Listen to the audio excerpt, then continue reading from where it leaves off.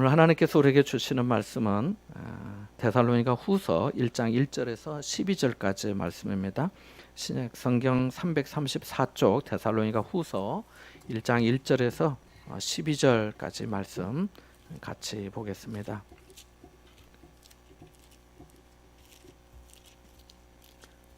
데살로니가 후서 1장 1절에서 12절 마지막 절까지 같이 봅니다. 함께 봅니다. 바울과 실로아노와 디모데는 하나님 우리 아버지와 주 예수 그리스도 안에 있는 데살로니가인의 교회에 편지하노니 하나님 아버지와 주 예수 그리스도로부터 은혜와 평강이 너에게 있을지어다. 형제들아, 우리가 너희를 위하여 항상 하나님께 감사할지니 이것이 당연함은 너희의 믿음이 더욱 자라고 너희가 다 각기 서로 사랑함이 풍성함이니 그러므로 너희가 견디고 있는 모든 박해와 환난 중에서 너희 인내와 믿음으로 말미암아 하나님의 여러 교회에서 우리가 친히 자랑하노라. 이는 하나님의 공의로운 심판의 표요 너희로 하여금 하나님의 나라에 합당한 자로 여김을 받게 하려 함이니 그 나라를 위하여 너희가 또한 고난을 받느니라. 너희로 환난을 받게 하는 자들에게는 환난으로 갚으시고 환난을 받는 너희에게는 우리와 함께 안식으로 갚으시는 것이 하나님의 공이시니 주 예수께서 자기의 능력의 천사들과 함께 하늘로부터 불꽃 가운데 나타나실 때에 하나님을 모르는 자들과 우리 주 예수의 복음에 복종하지 않는 자들에게 형벌을 내리시리니 이런 자들은 주의 얼굴과 그의 힘의 영광을 떠나 영원한 멸망의 형벌을 받으리로다. 그날에 그가 강림하사 그의 성도들에게서 영광을 받으시고 모든 믿는 자들에게서 놀랍게 여김을 얻으시리니 이는 우리의 증거가 너희에게 믿어졌음이라. 이러므로 우리도 항상 너희를 위하여 기도함은 우리 하나님이 너희를 그 부르심에 합당한 자로 여기시고 모든 선을 기뻐함과 믿음의 역사를 능력으로 이루게 하시고 우리 하나님과 주 예수 그리스도의 은혜대로 우리 주 예수의 이름이 너희 가운데에서 영광을 받으시고 너희도 그 안에서 영광을 받게 하려 하심이라. 아멘. 명품 바이올린을 만들 때 주로 두 가지 나무로 만든다고 합니다. 그 현이 있는 그 앞판 부분은 소나무과에는 가문비 나무와 전나무로 만들고 또 이 어깨에 닿는 그 뒷부분과 그 헤드 그리고 그 옆부분은 활엽수인 단풍나무가 주로 쓰인다고 합니다. 독일어에 앙스트 블리테라고 하는 말이 있습니다. 그것은 환경이 너무 열악해서 그 이듬해에 이 나무가 이 식물이 죽을 것 같은 그 예감을 들 때 그 전나무가 유난히 화려한 꽃을 피우는 그 임상학적 현상을 가르쳐서 앙스트 블루테라고 말한다고 합니다. 그런데 이 말은 두 가지 합성어인데 하나는 불안을 뜻하는 독일어 앙스트와 개와 꽃이 피는 것을 뜻하는 독일어 블리테의 합성어입니다. 그래서 두 단어가 합해져서 앙스트 블리테라고 그렇게 말을 한다고 합니다. 이 말은 환경이나 어떤 요인으로 인해서 자신이 소멸하게 될 것 같을 때 그 나무가 그 대를 잇기 위한 어떤 몸부림이라 할 수 있습니다. 꽃을 피우고 하니까요. 그러니까 가장 불안한 시기에 가장 화려하게 피어나는 나무의 꽃처럼 가장 불안한 시기, 즉 앙스트 블리테를 필사적으로 경험한 전나무로 바이올린의 앞판이 만들어집니다. 이 나무가 아름다운 소리를 내게 한다고 합니다. 그리고 뒷부분과 그 옆부분의 소재인 단풍나무는 다른 나무와 달리 높은 곳에서 눈보라와 한파를 견디고 또 벌레 먹고 모진 비바람에 허리가 휘어져서 도저히 제목감이라고 여길 수조차 없는 상태인 그런 나무로 또 옆판을 만든다고 합니다. 이유는 그런 자연 환경이 그 나무의 밀도를 조밀하게 만들어서 소리가 흩어지지 않고 아름다운 소리를 내기 때문이라고 합니다. 말씀드린 전나무와 단풍나무는 그 명장에 의해서 선택이 되고 봄, 여름, 가을, 겨울 4계절 동안에 물에 담그고 또 꺼내어 건조되는 과정을 수없이 반복합니다. 그렇게 해서 비로소 스트라디바리우스와 같은 이 명품 악기가 만들어진다고 합니다. 그러니까 고난이 명품을 만들듯이 사람도 그 고난이 명품 인생을 만들고 명품 신앙이 되게 합니다. 일본 최고의 한 도목수는 1000년을 버티는 사찰의 기둥은 반드시 1000년이 된 나무로 만들어야 1000년을 버틴다고 말했습니다. 사람은 고난의 난이도가 짙을수록 그 후세에 미치는 영향도 훨씬 더 오래 갑니다. 아시다시피 그 베토벤이 불우한 환경을 이겨내고 귀가 먹은 후에 명곡을 더 많이 작곡한 것처럼 그런 거지요. 링컨이 숱한 수모와 역경을 견뎌냈더니 아직까지도 미국 사람이 가장 존경하는 대통령으로 그 사람들 마음에 남아 있는 것처럼 말입니다.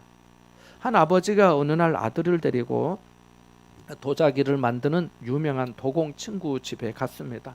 아버지는 아들과 함께 그 집에서 며칠을 묵으면서 그 도공 친구가 도자기 만드는 것을 그 아들이 옆에서 보도록 하였습니다. 도자기를 만드는 과정을 지켜보던 아들은 그 과정이 너무 신기했고 또 아버지 친구 도공 선생님 그 솜씨에 감탄하였습니다. 며칠 동안의 정성스러운 작업을 통해서 그 틀과 디자인이 완성된 도자기에 발라진 그 유약이 훌륭하게 보였습니다. 그러나 아직 중요한 단계가 남아 있었습니다. 도자기가 불가마에 들어가 적정한 온도까지 구워져야 했기 때문입니다. 그렇게 한참 동안 불가마에 있던 도자기를 꺼내 보니까 대부분 금이 가고 어떤 것은 들어갈 때와 달리 완전 휘어져 있기도 했습니다. 불과 몇 점 만이 빛깔이 유려하였습니다. 아들은 아버지에게 물었습니다. 아버지, 왜 도자기들이 깨진 겁니까? 도공 선생님이 만들 때 정성을 들이지 않은 걸까요? 아니면 재료가 좋지 않아서인가요? 저렇게 온전한 도자기들은 다른 도자기보다 특별한 이유가 뭡니까? 라고 말입니다.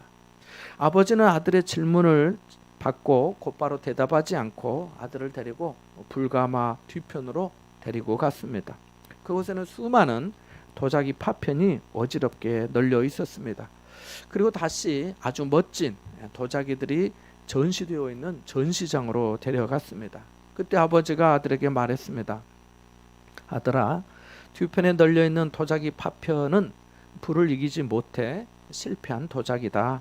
그리고 여기 전시된 도자기들은 온전히 불을 잘 견디어낸 도자기란다.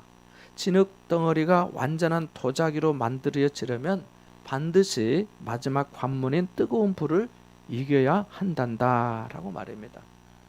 여러분도 잘 아시는 것처럼 불에 구워지기 전에는 하나의 토기에 불과하지만 불에 구워진 것이야말로 진정한 도자기가 됩니다.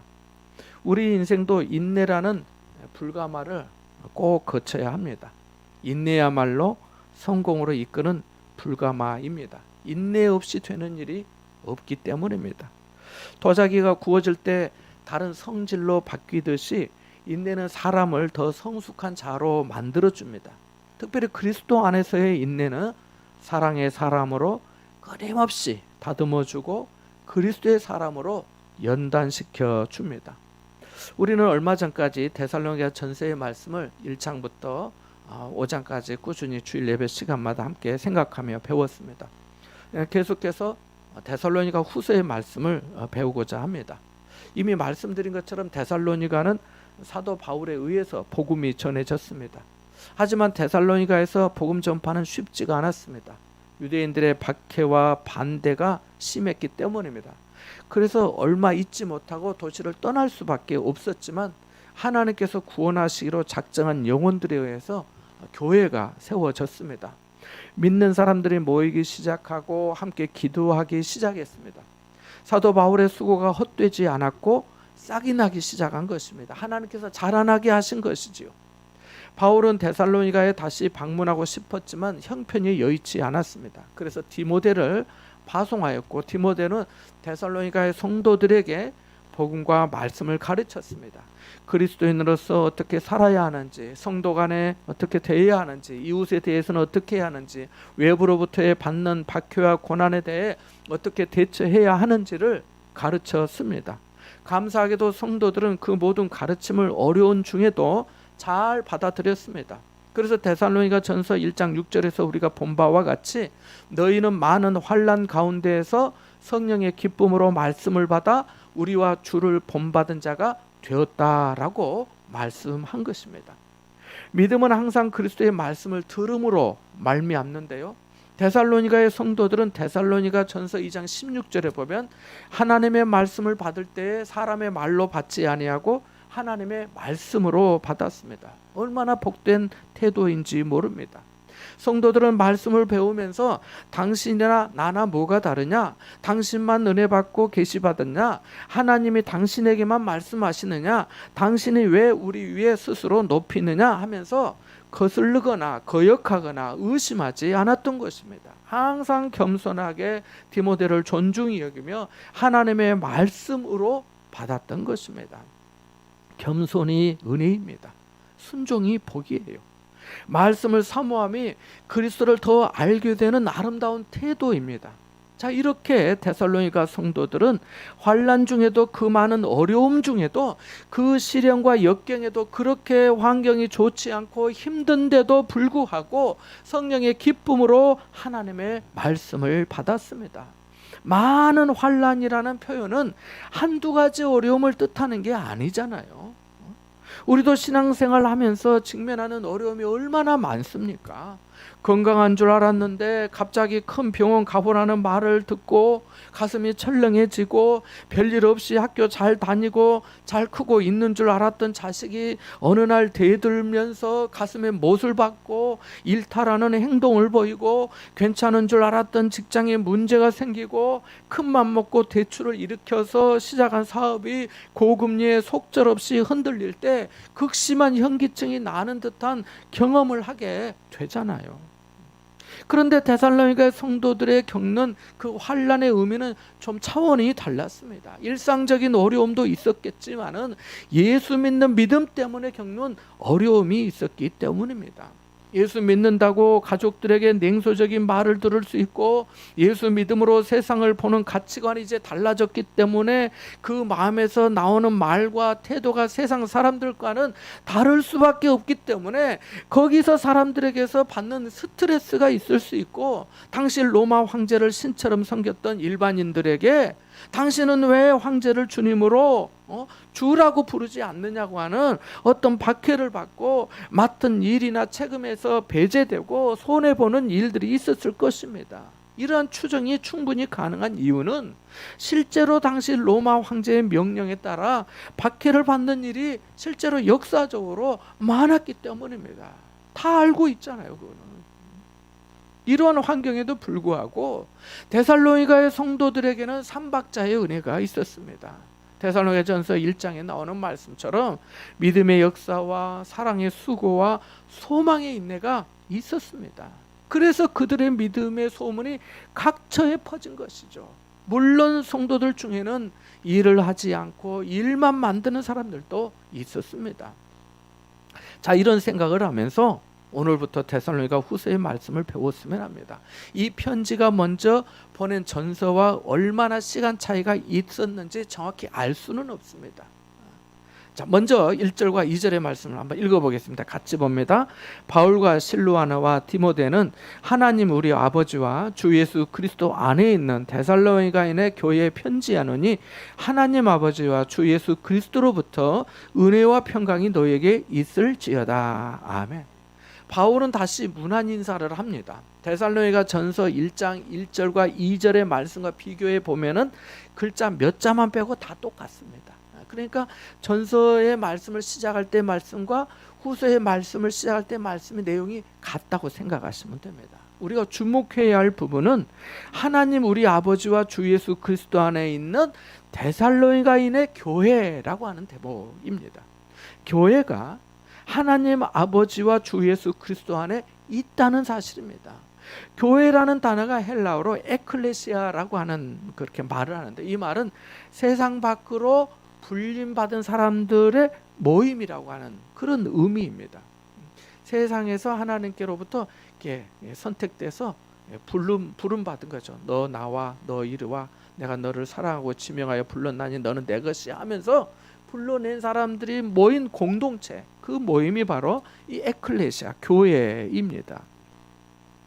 교회가 하나님 아버지와 예수 그리스도 안에 없다면 그것은 성도들의 공동체라 할 수 없습니다. 그러나 말씀대로 교회가 하나님 아버지와 주 예수 그리스도 안에 있다면 이 교회는 음부의 권세가 이기지 못합니다. 하나님의 능력 안에 있기 때문입니다. 포도나무이신 예수 그리스도께서 내게 주시는 자를 하나도 잃지 않을 것이라고 약속하셨기 때문입니다. 우리가 신앙생활을 할 때 교회론이 분명해야 합니다. 교회는 무엇인가 할 때 교회는 말씀드린 대로 하나님 아버지와 주 예수 그리스도 안에 있다는 것입니다. 교회는 누가 세우셨나 할 때 주님께서 내 교회를 세울 것이라고 하셨으니 교회를 주장하시는 분은 내가 아니라 주님이시다 고백할 수 있어야 합니다. 교회는 무슨 일을 하는가 할 때 세상에서 부름받은 하나님의 사람들이 모여서 예수 그리스도의 복음을 세상에 전하고 믿는 자들이 서로 사랑하며 하나님께서 기뻐하시는 일에 순종하며 그리스도의 몸을 이루는 것임을 알아야 합니다. 성도가 그리스도의 몸의 지체가 되는 것이죠. 어떤 이는 귀의 역할을 할 수 있고 어떤 이는 손의 역할을 할 수 있고 어떤 이는 발의 역할을 할 수 있고 어떤 이는 이 노래의 역할을 할 수 있고 어떤 이는 섬김의 역할을 할 수 있고 어떤 이는 교사의 역할을 할 수 있고 어떤 이는 누구보다도 참 위로하고 격려하는 역할을 할 수 있고 어떤 이는 또 긍휼의 역할을 할 수 있는 겁니다. 또 교회는 하나님이 누구를 세워 일하시는가 할 때 하나님은 목회자를 자기 종으로 불러서 교회를 맡기시고 성도들을 가르치고 섬기도록 하셨다는 것입니다. 그래서 골로새서 1장에 보면 사도 바울이 내가 교회 일꾼 되었다라고 말씀하잖아요. 내가 교회 일꾼 되었다. 내가 교회 일꾼 되었다라고 말씀합니다. 하나님의 말씀을 전하게 하시고 각 성도들이 그 말씀을 통해서 영혼의 양식을 취하고 성도로서 온전하고 건강한 그리스도의 신부가 되도록 단장하게 하는 일을 목회자에게 맡기신 것이죠. 그래서 목회자와 성도 간의 사랑과 섬김이 아름답고 그것이 하나님을 기쁘시게 하고 하나님께 영광이 되는 공동체가 바로 교회입니다. 그래서 우리가 신앙생활하면서 이 교회론이 분명해야 돼요. 본문 3절 4절의 말씀을 다시 한번 읽어보겠습니다. 3절과 4절의 말씀입니다. 함께 봅니다. 형제들아 우리가 너희를 위하여 항상 하나님께 감사할지니 이것이 당연함은 너희의 믿음이 더욱 자라고 너희가 다 각기 서로 사랑함이 풍성함이니 그러므로 너희가 견디고 있는 모든 박해와 환난 중에서 너희의 믿음의 인내와 믿음으로 말미암아 하나님의 여러 교회에서 우리가 친히 자랑하노라. 아멘. 이 3절과 4절의 말씀을 밑줄 그어 놓으시면 좋겠습니다. 밑줄을 그어 놓으세요. 표시해 놓으세요. 먼저 보낸 그 데살로니가 전서 편지에서는 바울은 데살로니가 성도들을 생각하며 항상 하나님께 감사하고 기도할 때마다 성도들을 기억한다고 했습니다. 성도들 입장에서 생각해 보면은 매우 복되고 은혜로운 일이지요. 자, 그런데 이 편지에서도 다시 하나님께 항상 감사한다고 합니다. 그러면서 이것이 당연하다고까지 말합니다. 당연하다고까지. 무슨 뜻이냐면 적절하고 타당하다는 거예요. 적절하고 타당하다. 그 이유를 말하는데요. 크게 세 가지를 언급합니다. 첫째는 성도들의 믿음이 자라고 있어서 그렇다고 말합니다. 우리가 좀 구분해서 생각해 볼 것이 있는데요. 먼저 예수 믿고 구원받는 믿음은 있든지 없든지 둘 중에 하나입니다. 예수 믿는 믿음이 있든지 아니면 없든지 둘 중에 하나예요. 쉽게 말씀드리면 예수를 믿든지 안 믿든지 둘 중에 하나라는 거예요. 예수 믿고 교회 다니는 사람이 있는가 하면 아직도 믿지 않는 사람들이 많잖아요. 그래서 예수 믿는 믿음, 그 믿음이 있든지 없든지 둘 중에 하나인 거예요. 다음은 두 번째 믿음, 이거를 구원의 믿음이라고 해요. 구원의 믿음이 있냐 없냐 이렇게 보는 거죠. 두 번째는 생활의 믿음이라고 해요. 실천의 믿음이라고 말할 수도 있어요. 사실은 믿는 사람에게 이 부분이 대단히 중요하거든요. 예수를 믿기는 하지만은 믿음이 아직까지 어린아이와 같은 사람이 있는가 하면 어떤 사람은 먼저 된 자로서 나중되고 나중된 자로서 먼저 될 자가 많을 것이라고 하신 그 예수님의 말씀처럼 늦게 믿기는 시작했지만 먼저 믿은 사람보다 믿음이 아름답게 잘 자라는 사람이 있습니다. 여기 보니까 너희 믿음이 더욱 자라고 이렇게 말씀하고 있습니다. 주목해야 돼. 바로 그 뜻이에요. 너희 믿음이 더욱 자라고라는 말씀이 바로 그 뜻이에요. 여러분, 믿음을 정적인 것으로 생각하실 수 있는데요, 그렇지 않아요. 믿음은 동적이에요. 동적. 믿음은 자라는 성질이 있어요. 반대로 자라는 것만은 아니에요. 믿음이 떨어지고요, 없어지는 경우도 있어요. 그러니까 항상 겸손하고 두렵고 떨림으로 구원을 이루어가야 합니다. 예수님이 백부장을 두고 하신 말씀이 뭔가요? 내가 진실로 너희에게 이르노니 이스라엘 아무에게서도 이만한 믿음을 보지 못하였노라고 말씀하셨어요. 값비싼 향유를 예수님 머리에 부은 여인을 두고 하신 말씀이 뭔가요? 내가 진실로 너희에게 이르노니 온 천하에 어디서든지 복음이 전파되는 곳에는 이 여자의 행한 일도 말하여 그를 기억하리라고 말씀하셨어요. 믿음은 우리가 생각하는 것보다 더욱더 놀라운 일을 하게 합니다. 예수님이 제자들에게 때로 뭐라 하셨어요? 믿음이 없는 자들아 그랬어요. 믿음이 또 작은 자들아 라고도 말씀하신 이유가 뭐겠습니까? 또 누구에게는 믿음이 크다고 하신 이유가 뭐겠습니까? 이스라엘 중 아무에게서도 이만한 믿음을 못 봤다 그랬잖아요. 자, 믿음이 그렇게 유동적이고 때로는 결과적으로 측정이 판단이 된다는 거예요. 우리가 함부로 남의 믿음이 뭐 크니 적니 있니 없니 이런 말 하는 건 대단히 주의해야 됩니다만은 판단이 돼요. 말은 안 해도 알게 된단 말이에요. 우리도 보고 느끼잖아요. 말을 해서가 아니라.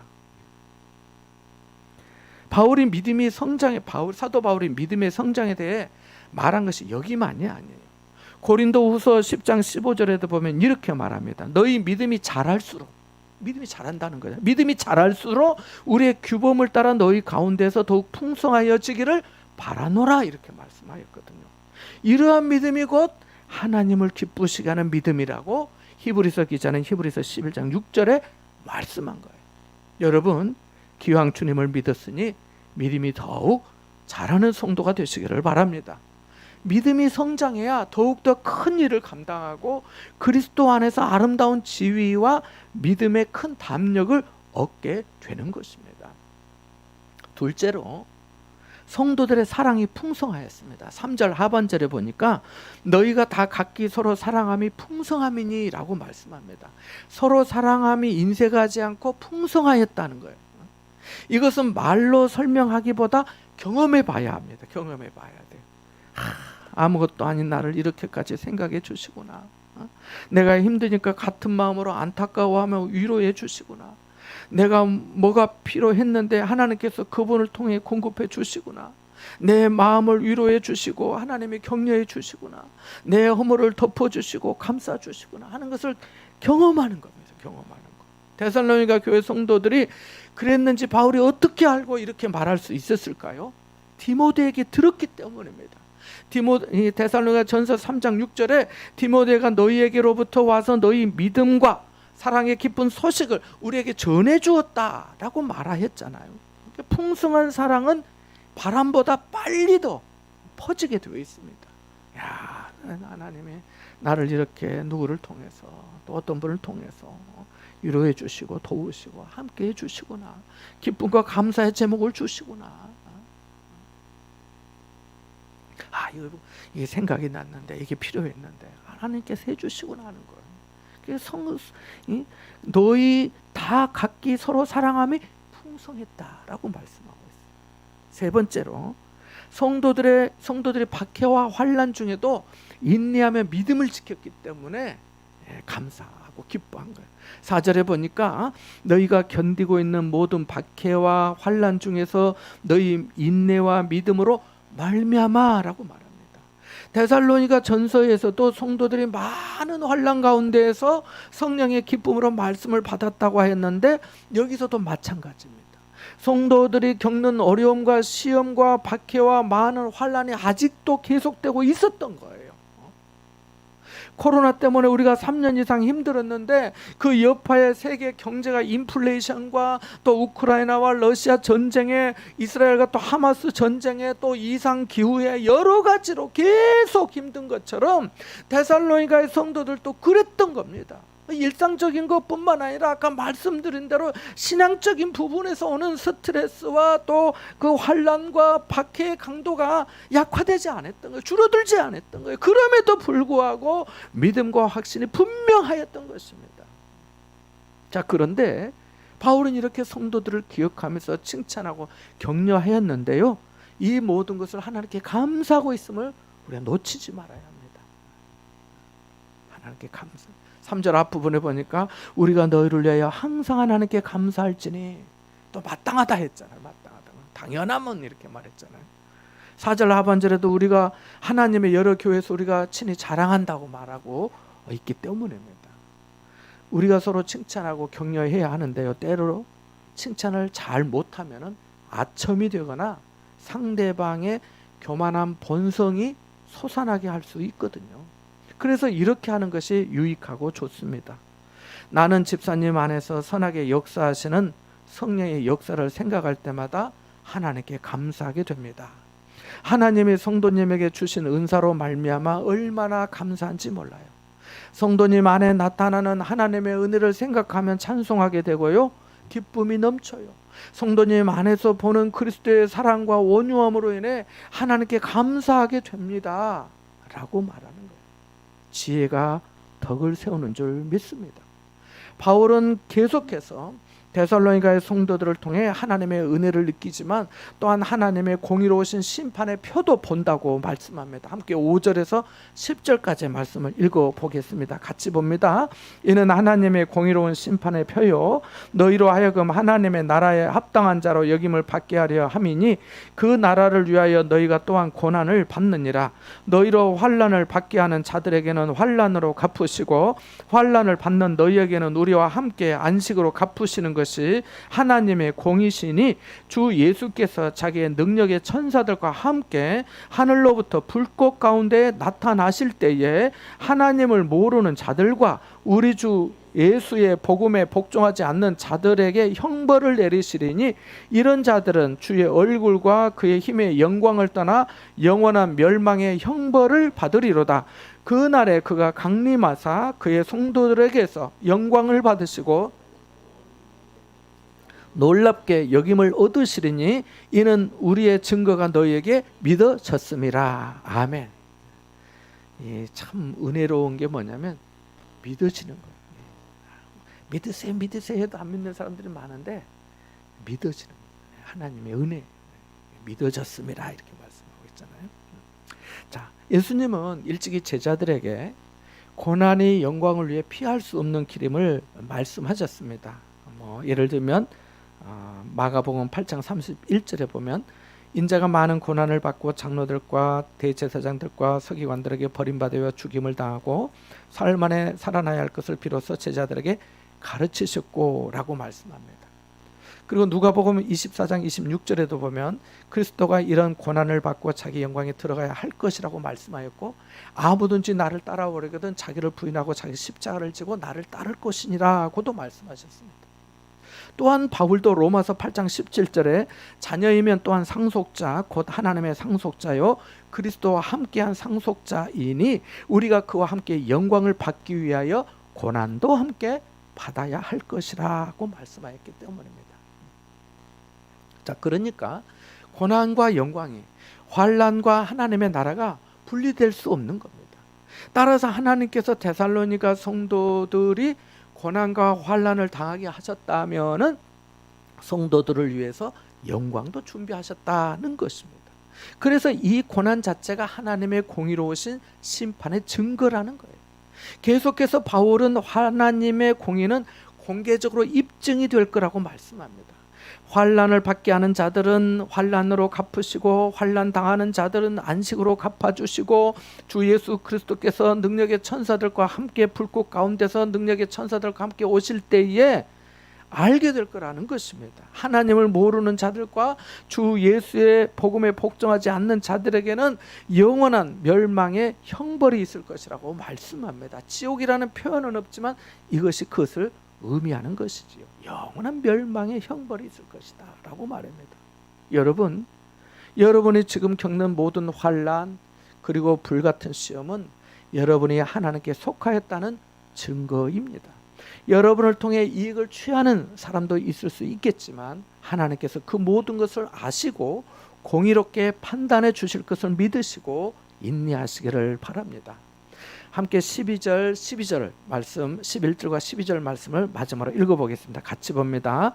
이러므로 우리도 항상 너희를 위하여 기도함은 우리 하나님이 너희를 그 부르심에 합당한 자로 여기시고 모든 선을 기뻐함과 믿음의 역사를 능력으로 이루게 하시고 우리 하나님과 주 예수 그리스도의 은혜대로 우리 주 예수의 이름이 너희 가운데서 영광을 받으시고 너희도 그 안에서 영광을 받게 하려 함이라. 아멘. 이 두 구절 말씀도 밑줄을 그어 놓으시면 좋겠습니다. 우리도 항상 여러분을 위하여 기도함은 이렇게 시작되고 있잖아요.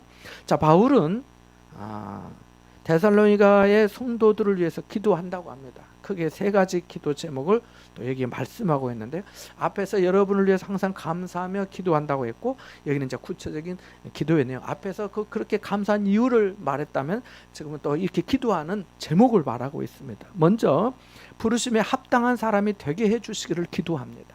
다음으로 하나님의 능력으로 모든 선한 뜻과 믿음의 행위를 완성해 주실 것을 구합니다. 마지막으로 은혜 안에서 성도들을 통해 주 예수님의 이름이 영광을 받으시고 성도들 또한 그리스도 안에서 영광을 얻게 되기를 기도합니다. 사랑하는 여러분, 언제나 그렇듯이 은혜와 영광은 공존합니다. 우리에게는 은혜가 영광이고 주님은 우리에게 베풀어 주신 은혜로 영광을 받으십니다. 성도가 부르심에 합당한 삶을 살기로 결심하고 그것이 선행으로 또 주님의 능력 가운데 믿음의 역사로 나타날 때 주님은 영광을 받으십니다. 그래서 은혜 없이는 영광도 없습니다. 오늘이 12월 31일인데 한 해 동안 정말 수고 많으셨습니다. 새해에도 계속해서 하나님의 부르심에 합당한 사람으로 살아가시고 주님의 은혜와 능력으로 모든 선한 일에 열심하고 충성하여서 주 예수의 이름이 여러분을 통해 영광 받으시고 여러분 동안 주 안에서 영광 받으시게 되기를 기도합니다. 여러분을 통해 많은 사람이 그리스도를 알고 만나게 되기를 주님의 이름으로 축원합니다. 잠시 들은 말씀을 생각하면서 기도하겠습니다.